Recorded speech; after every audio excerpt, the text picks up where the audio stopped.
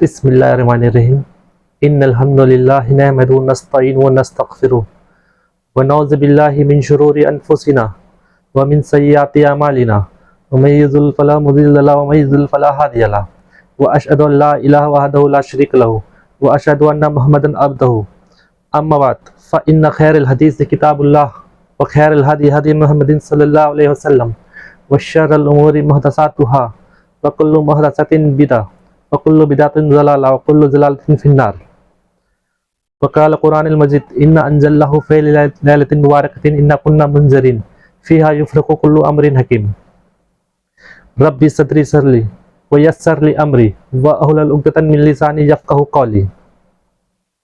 تو جیسا کہ آپ نے دیکھا کہ میرا جو اس سے پہلے کا ویڈیو تھا میں نے شب معراج کے اوپر ایک بنایا تھا، اور آپ نے اس میں یہ بھی دیکھا کہ جیسے کہ شب معراج تو خیر کہیں سے ثابت بھی نہیں ہے، نہ منانا اس کو نہ قرآن سے نہ حدیث سے، اس کا تذکرہ قرآن میں ملتا ہے مگر منانا کہیں سے بھی نہیں ثابت ہے۔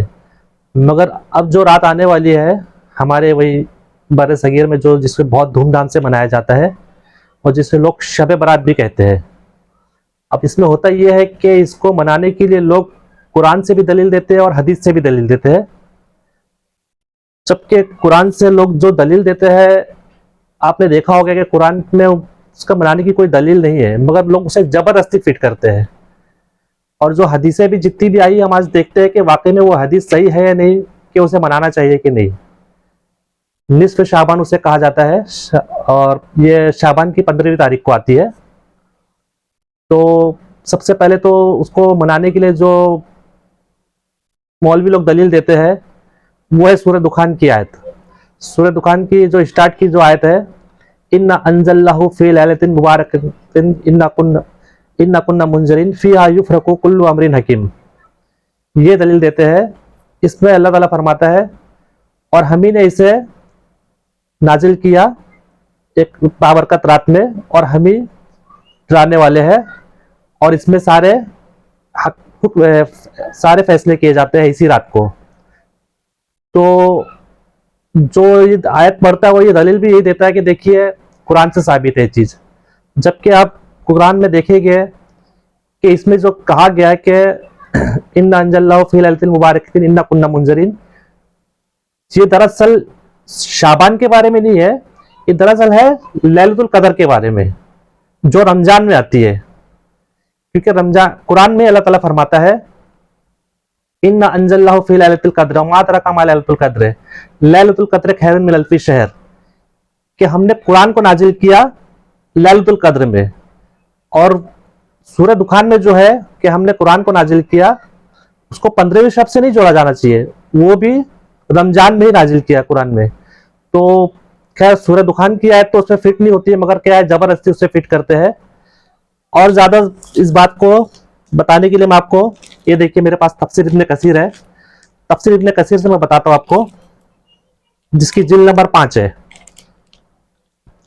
جلد نمبر 5 سے میں آپ کو دکھاتا ہوں یہ سورہ دخان کی آیت سے اس کی تفسیر بتاتا ہوں میں آپ کو، کہ اللہ تبارک و تعالیٰ فرماتا ہے اس عظیم و شان کریم میں قرآن کو بابرکت رات کو یعنی لیلۃ القدر میں نازل فرمایا ہے، جیسے کہ ارشاد ہے اِنَّا أَنزَلْنَاهُ فِي لَيْلَةِ الْقَدْرِ، ہم نے اسے لیلۃ القدر میں نازل فرمایا، اور یہ رات رمضان المبارک میں آتی ہے، جیسے اور رات میں ہے شہر رمضان الذی انزل فیہ القرآن، رمضان کا مہینہ وہ ہے جس میں قرآن کریم اتارا گیا۔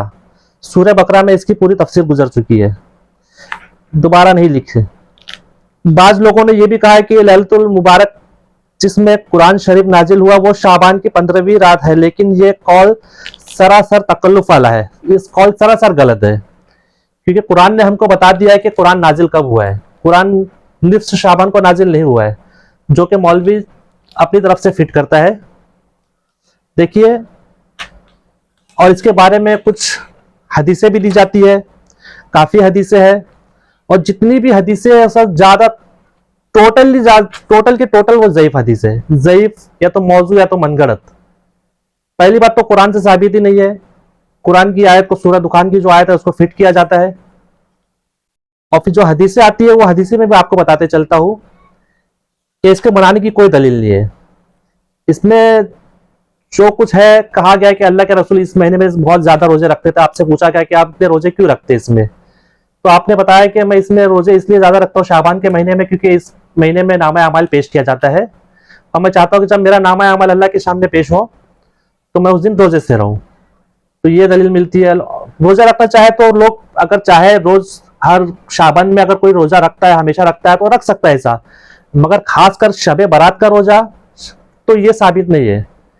اگر ایسا کوئی رکھتا ہے روز ہفتے میں 2 دن 1 دن کنٹینیو جو رکھتے جاتا ہے شعبان میں تو وہ رکھ سکتا ہے، مگر کوئی یہ بول کے کہتا ہے کہ میں صرف شعبان 15ویں شعبان اور 15ویں شعبان کو روزہ رکھوں گا تو کہیں سے بھی ثابت نہیں. پہلی بات تو شب براتی کہیں سے ثابت نہیں ہے. اور اس میں جو حدیثیں آتی ہے آج یہ دیکھتے ہیں کہ وہ حدیث بھی مطلب صحیح ہے یا نہیں ہے. اس میں ایک حدیث آتی ہے کہ اللہ کے رسول نے فرمایا 15ویں شب کو اللہ اپنی مخلوق کو رحمت کی نگاہ سے دیکھتا ہے اور ساری مخلوق کو مطلب سارے ایمان والوں کو بخش دیتا ہے سوائے 2 جن کے.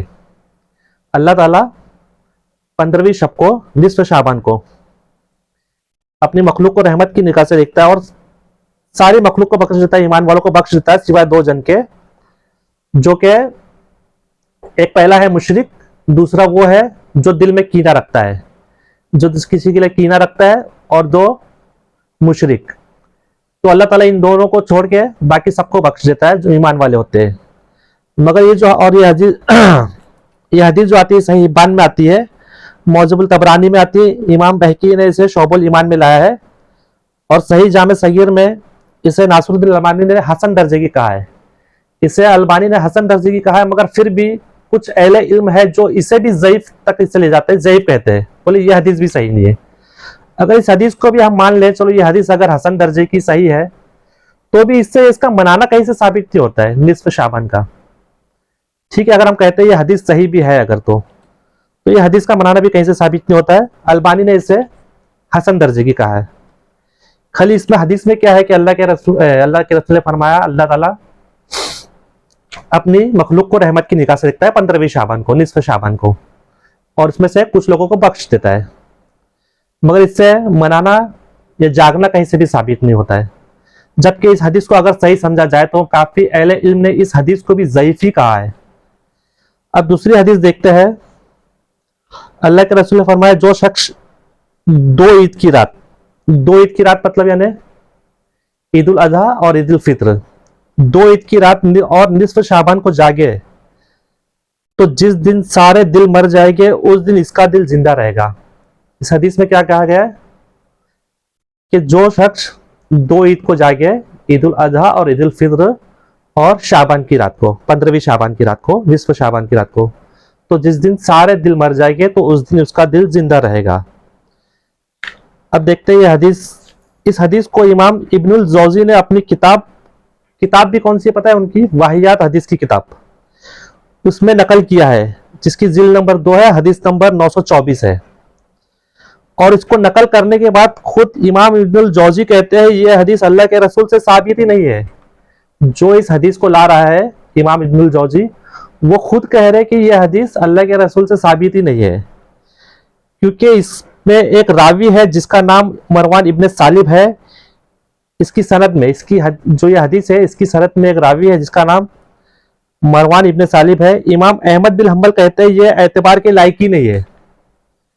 جس میں ایک راوی ہے اس حدیث میں اس کی سند میں جس کا نام مروان ابن سالب ہے، امام احمد بن حنبل کہتے ہیں کہ یہ اعتبار کے لائق نہیں ہے، کسی بھی چیز کے لائق نہیں، حدیث میں لینے کے اعتبار کے لائق نہیں ہے. اور امام نسائی، دارقطنی اور ازدی اسے متروک کہتے ہیں. اسی راوی کو نسائی، دارقطنی اسے متروک کہتے ہیں. متروک مطلب جسے سب نے چھوڑ دیا ہو، محدثین نے جسے چھوڑ دیا ہو حدیث کی فیلڈ میں اسے متروک کہتے ہیں کہ جسے سب نے چھوڑ دیا ہو.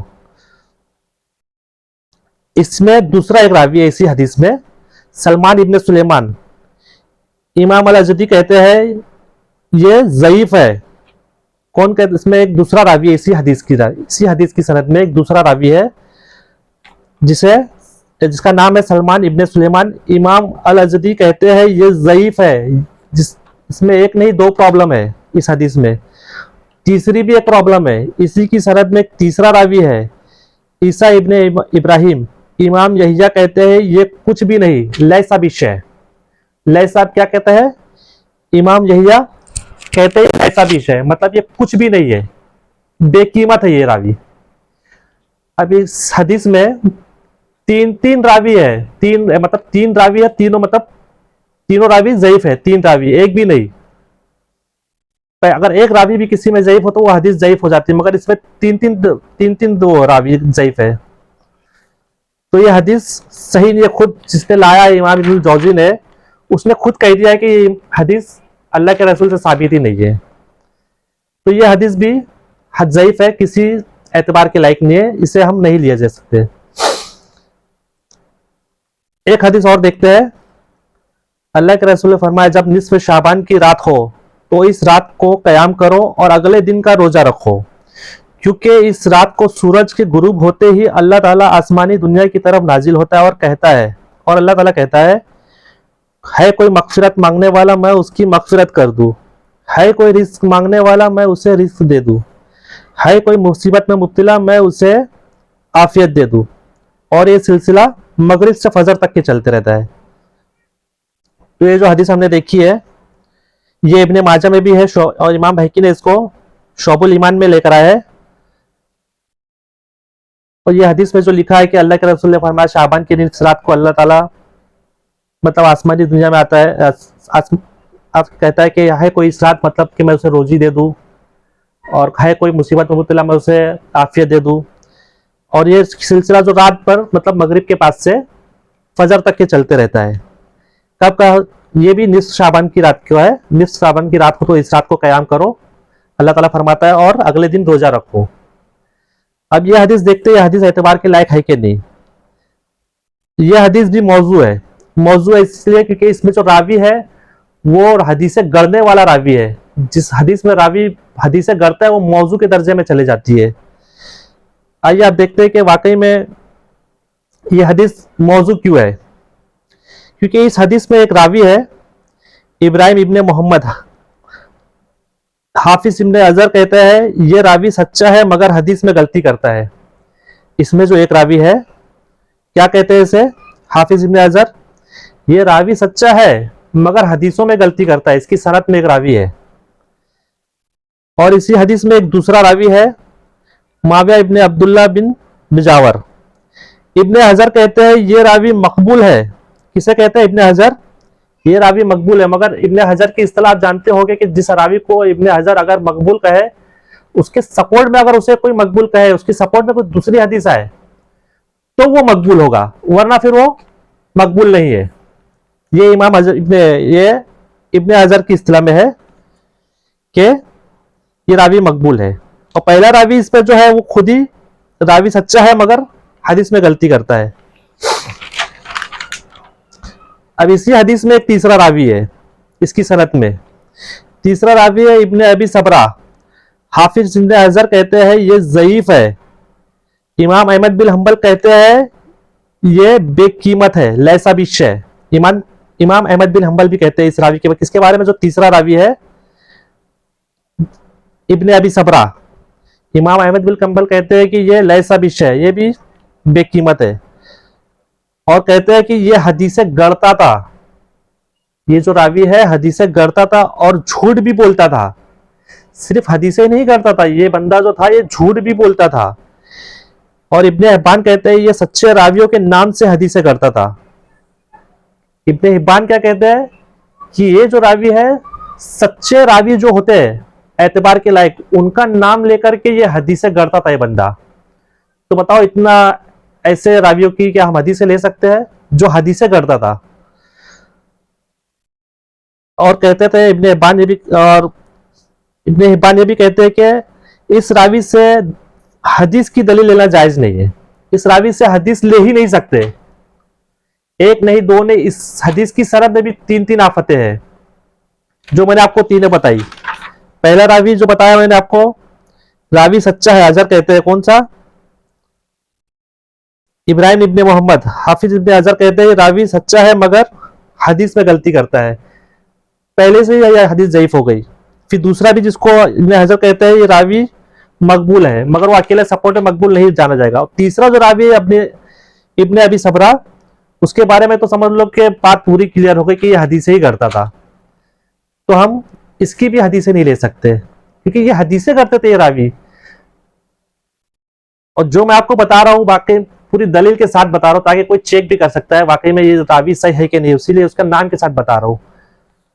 اب کچھ لوگ کہتے ہیں کہ اس رات چلو قبرستان تو جا سکتے ہیں، قبرستان بھی جانے کا منع ہے کیا؟ دیکھیے قبرستان جانا کوئی غلط نہیں ہے، قبرستان اللہ کے رسول نے فرمایا آپ قبرستان جایا کریے تاکہ آپ کو آخرت یاد آئے، مگر کوئی اسی رات خاص کر اگر قبرستان جائے تو پھر وہ غلط ہے. اگر آپ ہمیشہ جاتے ہیں، ہفتے میں جاتے ہیں، مہینے میں ایک ٹائم جاتے ہیں، مہینے میں 2 ٹائم جاتے ہیں، ایسا جائیے. پھر 15ویں شب کو بھی اگر آپ ٹائم آتا تو اس وقت بھی چلے جائیے، مگر خاص کر پورا سال نہیں جاتے اور صرف 15ویں شب کو جائیں گے تو پھر یہ بھی ٹھیک نہیں، یہ بھی بدعت میں آئے گا. پھر اب قبرستان جانے کی جو حدیث لوگ دلیل دیتے ہیں دیکھتے ہیں. عائشہ رضی اللہ عنہا فرماتی ہے ایک رات میں نے اللہ کے رسول کو اپنے کمرے میں نہیں پایا تو میں گھر سے نکلی، جب میں نے آپ کو تلاش کیا تو آپ مجھے جنت البقیع میں ملے، مطلب قبرستان میں ملے، جنت البقیع جسے کہا جاتا ہے.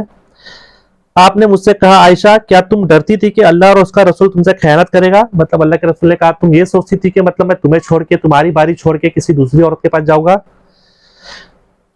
تو میں نے کہا عائشہ رضی اللہ عنہا کہا کہ میں نے کہا میں سمجھی آپ کسی دوسری عورت کے پاس چلے گئے. آپ نے فرمایا نہیں عائشہ، آج نصف شعبان ہے، آج نصف شعبان ہے مطلب 15ویں شعبان ہے، اللہ آسمانی دنیا کی طرف نازل ہوتا ہے اور بنو کلب کی جو بکریاں ہوتی ہے ان کے جسم پہ جتنے بال ہوتے ہیں اتنے لوگوں کو بخش دیتا ہے.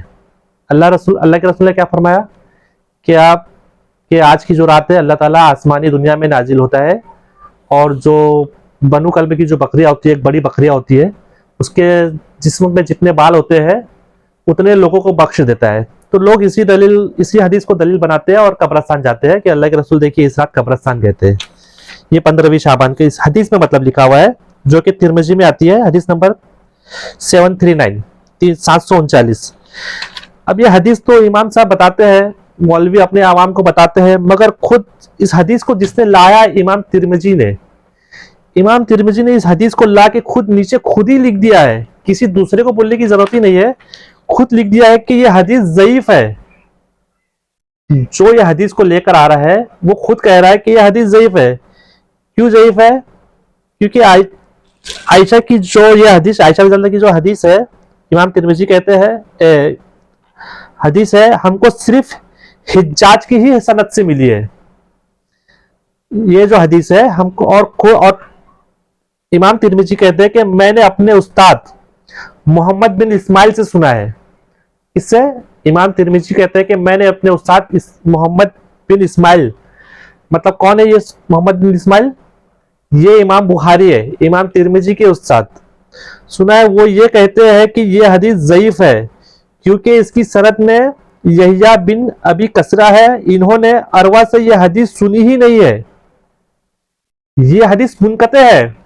اس میں امام بخاری کیا کہتے ہیں کہ یحییٰ بن ابن کثیر ہے، انہوں نے عروہ سے یہ حدیث سنی نہیں ہے، بیچ میں سے لنک ٹوٹی ہوئی ہے، چین ٹوٹی ہوئی ہے ان کی، یہ حدیث سنی نہیں ہے. اور حجاج بن ارطاط نے یحییٰ ابن کثیر سے یہ سنی نہیں ہے، یہ حدیث نہیں سنی ہے. مطلب ایک ہی طرف سے اس چین نہیں ٹوٹی ہے، دونوں طرف دو جگہ سے اس کی چین ٹوٹی ہوئی ہے. پہلی ٹوٹی ہوئی ہے کہاں سے کہ یحییٰ ابن کثیر انہوں نے عروہ سے یہ حدیث سنی نہیں، اور حجاج بن اطارت نے یحییٰ ابن کثیر سے یہ حدیث سنی نہیں ہے.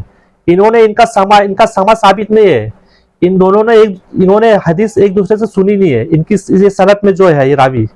تو یہ حدیث منقطع سے بھی زیادہ جو ہوتی ہے معضل کہا جاتا ہے، جس کی سند دو جگہ سے ٹوٹی ہوئی ہے. تو یہ حدیث خود امام ترمذی بھی کہتے ہیں اور امام بخاری بھی کہتے ہیں کہ یہ حدیث ضعیف ہے، سند ٹوٹی ہوئی ہے اس کی. تو نہ تو قبرستان جانے کی دلیل ہم کو کہیں سے مل رہی ہے، نہ تو روزہ رکھنے کی مل رہی ہے، نہ تو رات میں جاگنے کی مل رہی ہے. جتنی بھی اس میں حدیث آئی ہے، جو بھی شعبان کی جو بھی حدیثیں ہیں، زیادہ تر یا تو موضوع، من گھڑت یا تو ضعیف ہے، بے سند ہے، جو کہیں سے بھی ثابت نہیں ہے. اور رہی بات جو قرآن سے کچھ لوگ جو ثابت کرتے ہیں کہ انا انزلناہ فی لیلۃ المبارکۃ انا کنا منذرین فیہا یفرق کل امر حکیم، یہ بھی ثابت نہیں ہوتا ہے کیونکہ یہ لیلۃ القدر کے بارے میں اللہ تعالیٰ نے کلیئر فرما دیا لیلۃ القدر میں ہی، کیونکہ ہم نے قرآن کو نازل کیا لیلۃ القدر میں. اور یہ آیت ہم کو سورہ بقرہ میں بھی ملتی ہے کہ قرآن کب نازل ہوا؟ سورہ بقرہ سورہ نمبر 2 آیت نمبر 185 میں، کہ اللہ تعالیٰ فرماتا ہے سمجھیے وہ رات ہے رمضان کا وہ مہینہ ہے جس میں ہم نے قرآن کو نازل کیا۔ نہ تو قرآن سے اس کی دلیل ملتی ہے، نہ تو کسی صحیح حدیث سے ملتی ہے۔ ایک حدیث سے جو ہمیں ملتی ہے، جو بات ملتی ہے، وہ بھی اسے وہی جو میں نے پہلے آپ کو جو حدیث بتائی تھی کہ جس میں اللہ تعالیٰ اپنی مخلوق کو رحمت کی نگاہ سے دیکھتا ہے اور 2 لوگوں کو بخش دیتا ہے، سب کو بخش دیتا ہے سوائے 2 کے، ایک تو مشرک، دوسرا جو دل میں کینہ رکھتا ہے۔ مگر میں نے پھر یہ کہا کہ البانی نے اسے حسن کہا ہے، مگر کافی اہل علم نے بھی اس پہ ذرا کی ہے، اور یہ بھی ضعیف حدیث تک کے جاتی ہے۔ تو خیر حدیث تو خیر کوئی بھی نہیں ثابت ہے، جتنی بھی میں نے آپ کو حدیث بتائی ہے، چاہے تو جاگنے کی، یا تو قبرستان میں جانے کی، یا تو رات میں نماز پڑھنے کی۔ دیکھیے اگر کوئی ہمیشہ رات میں جاگتا ہے، ہر روز جاگ کے عبادت کرتا ہے، ہر روز دعا کرتا ہے، تو وہ اس رات بھی جاگ سکتا ہے۔ ایسا نہیں کہ مطلب آج 15ویں شعبان ہے تو آج میں نہیں جاگوں گا، وہ آج بھی جاگ سکتا ہے، آج بھی عبادت کر سکتا ہے، کوئی بات نہیں۔ مگر کوئی خاص کر 15ویں شعبان کو دلیل بنائے کہ ہم 15ویں پورا سال نہیں جاگتے، نہ تو پورا مہینہ کچھ نہیں جاگتے، کبھی نہیں جاگتے، اور ہم جاگے کے 15ویں شعبان کو، تو پھر یہ غلط ہے۔ تو پھر آپ نے دین میں ایک نئی چیز ایجاد کری، اور اللہ کے رسول نے فرمایا من عملنا من عمل لیس علیہ امرنا فہو رد، کوئی ایسا عمل جس عمل کو ہم نے کرنے کا حکم نہیں دیا، نہ تو کیا، اس عمل کو اگر کوئی اور ہے تو مردود ہے۔ تو پھر میں وہی کہتا ہوں کہ حدیث جو امام صاحب آپ کو بتاتے ہیں اس کی تحقیق کریے کہ واقعی میں وہ صحیح درجے تک جاتی ہے کہ نہیں۔ اگر کوئی قبرستان ہمیشہ جاتا ہے، ہر مہینے جاتا ہے، ہفتے میں ایک ٹائم جاتا ہے، ایسا جاتا رہتا ہے، تو کنٹینیو اس دن بھی چلے جائے، کوئی بات نہیں۔ خاص کر ایک دن پورا قبرستان کو سجا کے، پورا میلہ ٹھیلا لگا کے، یہ صحیح نہیں ہے، یہ کسی بھی درجے تک کے صحیح نہیں آتا وہاں پہ، کیونکہ اللہ کے رسول نے جو قبرستان جانے کے لیے کہا، اس لیے کہا کہ تم قبرستان جایا کرو تاکہ تمہیں اپنی آخرت یاد آئے، تمہیں موت یاد آئے اپنی، اور تمہیں دنیا سے بیزاری ہو، زندگی سے ڈر لگنے لگے، تو تم اس لیے قبرستان جاؤ۔ مگر شب برات میں لوگ جو جاتے ہیں، ہم نے بھی دیکھا ہے کہ وہ کیوں جاتے ہیں، وہاں پہ تو پورے میلے لگے رہتے ہیں، کہیں پہ کوئی کھا رہا ہے، کوئی پی رہا ہے، یہ سب کر رہا ہے، کہیں پہ برگر مل رہے ہیں تو کہیں پہ چائنیز مل، تو یہ سب اس لیے نہیں جانا ہے قبرستان، تو چاہیے اکیلے میں جائیے اور دیکھیے اپنی آخرت کو یاد کریے۔ مگر اس وقت چاہتے ہیں جو شعبان کو، وہ پورا میلے اور جدے میلہ اولا لگا کے پورا ٹانڈا لے کے، تو وہ چیز صحیح نہیں ہے۔ بس میں یہ کہوں گا کہ آپ دیکھیے امام صاحب جو دلیل دے کے سورۃ دخان کی جو دلیل دیتے ہیں، امام صاحب سے پوچھئے کہ واقعی میں، کیونکہ میں نے آپ کو تفسیر ابن کثیر سے اس کی تفسیر سے ہی بتا دی، مگر یہ چیز ثابت نہیں ہے کہیں سے بھی۔ سورہ دخان کی جو آیت ہے، مولوی لوگ تو تمہیں بتائے گی، بس آپ دیکھیے چیک کریے واقعی میں دلیل صحیح دیتے ہیں کہ نہیں۔ وآخر دعوانا الحمدللہ رب العالمین۔